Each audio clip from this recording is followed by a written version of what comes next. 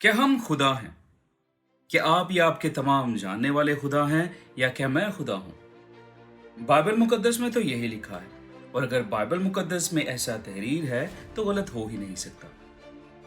और अगर यही हकीकत है और हम खुदा हैं, इसका मतलब हम सब कुछ कर सकते हैं।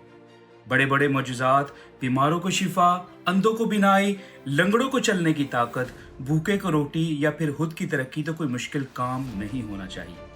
लेकिन अगर आप ऐसे मोजज़ात नहीं कर सकते या फिर आपकी ज़ाती ज़िंदगी का तवाज़न भी बरकरार नहीं, ज़िंदगी दुखों से भरी है, परेशानियों से घिरे हुए हैं या दुआ तक कबूल नहीं होती, तो देखते रहिए।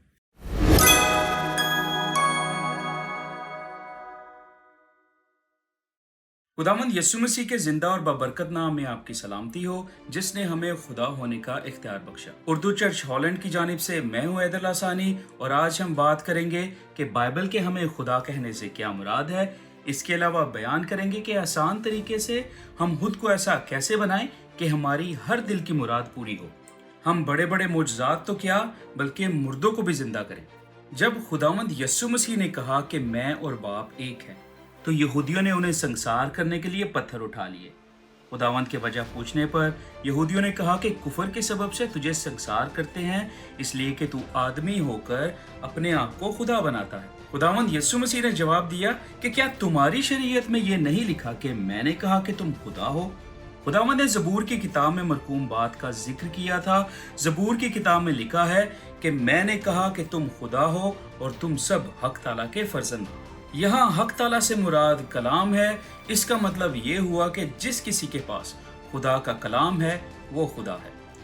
एक बात की वजाहत करता चलूं कि कलाम से मुराद सिर्फ बाइबल में दर्ज बातें नहीं है। हर वो बात जिससे हमें फायदा हासिल हो सकता है कलाम कहलाती है। और ये खुदा का कलाम हर जगह, हर वक्त और हर शख्स के साथ है। इसी कलाम के वसीला से दुनिया की हर एक शय वजूद में आती है। इस कलाम के बगैर कोई भी चीज बन ही नहीं सकती, ना ये कायनात, ना हमारी जमीन, ना आप और ना मैं। इसके अलावा हम कोई भी काम कलाम के बगैर नहीं कर सकते। और यही कलाम जब हम में बसता है तो हमें खुदा होने का हक भी देता है और हम जो चाहें वही होता है। इसीलिए खुदावंद यीशु मसीह ने कहा कि अगर तुम में राई के बराबर भी ईमान होगा तो इस पहाड़ से कह सकोगे कि यहाँ से सिरक कर वहां चला जा और वो चला जाएगा और कोई भी बात तुम्हारे लिए नामुमकिन ना होगी। एक नहायत ही खूबसूरत बात है कि जो कलाम हम में रहकर हमें खुदा होने का रुतबा बख्शता है, यही वो कलाम है जो इब्तिदा से था और जो खुदा के साथ था और जो खुद खुदा था।